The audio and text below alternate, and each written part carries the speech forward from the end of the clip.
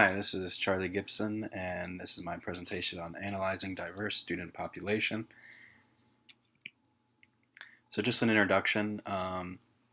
My school is a public school that is right outside a major city. It's a pretty big school, and just like my school and any other school, in a school there's a bunch of different diverse groups, no matter where you're at, that may achieve different from the quote-unquote norm, so the average student. Teachers are always looking to help all the students achieve the best in their classroom, but then sometimes they need help doing this, and sometimes this doesn't work well with all teachers. So it's a school's job and teachers, hopefully team, finding a way to address and make this goal up to help all of those students achieve, and especially those groups in a diverse situation to achieve at a higher rate. So for my project, the target population and the diverse population I chose was special needs students. For definition in this, special needs students would be anyone on an IEP or an individual education plan or a 504.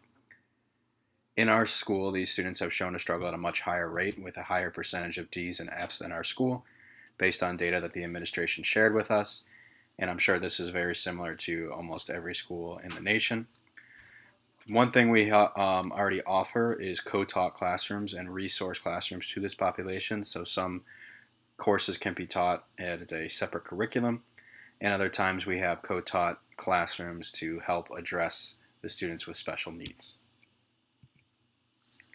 So the needs analysis. Our SIP plan does not really mention the gap between students and simply just gives blanket statements for all learners. Things like will achieve all learners, will help all learners do this, and they don't really mention the diverse populations or any special needs on the SIP. So the past 2 years data from the administration has showed us that special needs make up a larger percentage of D's and F's in the building.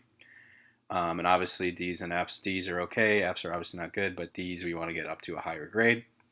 The graduation rate is also lower for students in this group as determined by the state. The state gives a report card every year, and in that report card it shows basically the gaps between special needs and the normal average student, and ours wasn't super great.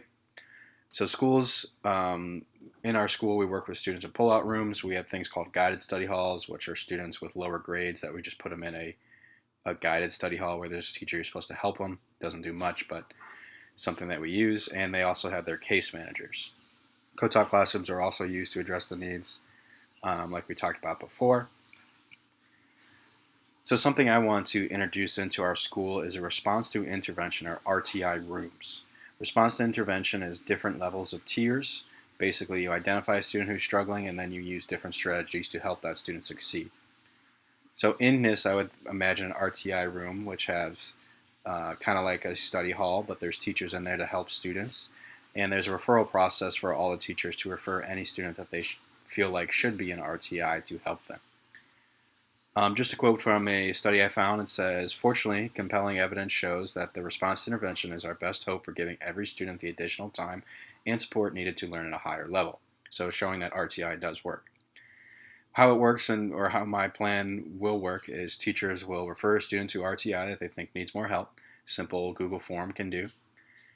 This student can then have that class added to their schedule to report to an RTI room. So if they have a free mod, they can add RTI to that. If they have a study hall, they can switch their study hall to an RTI.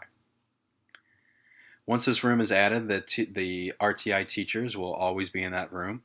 They will be trained to work individually or in small groups with students that need help making up assignments, need help studying, need help doing homework, and anything else they need. This will allow for more kids to catch up and not fall behind. What I find is a lot of these students just fall behind. They simply can't catch up. But if they had someone to help them monitor and catch back up, they'd be able to stay focused in class, get caught up in class, and do all that. We'll also make sure that parents are informed of the process, and they'll be in direct communication with these teachers. It'll be much easier for this RTI teacher to communicate with a small group of parents than one teacher who has over 100 kids trying to email each individual teacher. So pros to this, there's more time to work on assignments and catch up, more small group and individual teaching, and parents will know support is being offered. So a lot of good things and easy things to help these students catch up. Some of the cons, there needs to have room in their schedule. If a student's schedule is full, they'd have to figure something out, maybe take away an elective, I don't know, but somewhere to find that slot. You also need to hire more teachers, which I know is always hard, but you'll have to have teachers that are full-time in these RTI rooms because the amount of kids and the class schedules.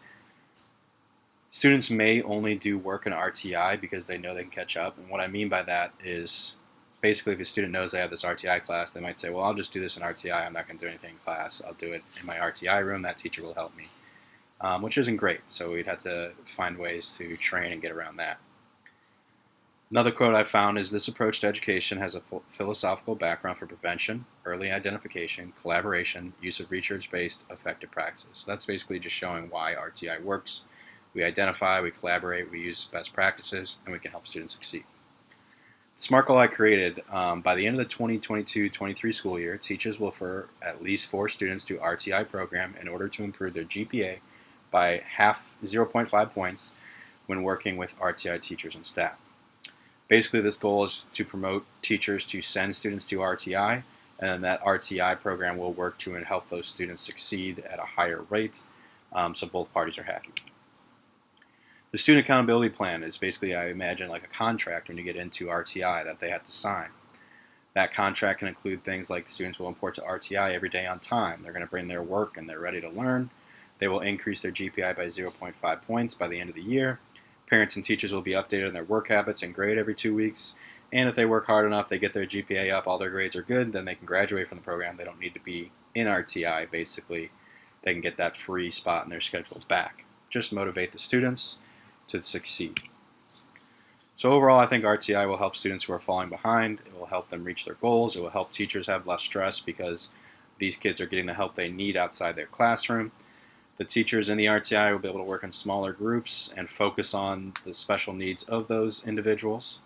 And the parents will obviously be happy with the extra support. They know the school is trying to help their son or daughter, and it will lead to higher graduation rates. So the school will also be very happy. So there's the references I used.